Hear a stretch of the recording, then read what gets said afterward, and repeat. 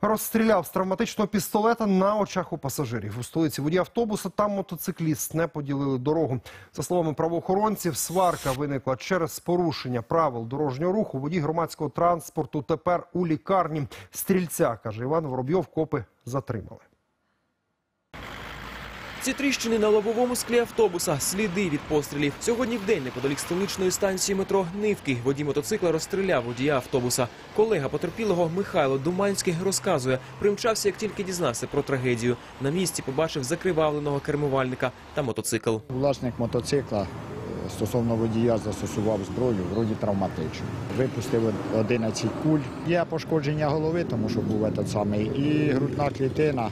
Водій маршрутного автобуса їхав по своєму маршруту. За словами патрульних, наймовірніше, кермувальники не поділили дорогу. В найпершу чергу це порушення правил дорожнього руху одним з водіїв. І друге – це є автомобільна етика на дорозі. Просто один водій не зміг змовчати при якомусь некоректному русі іншого.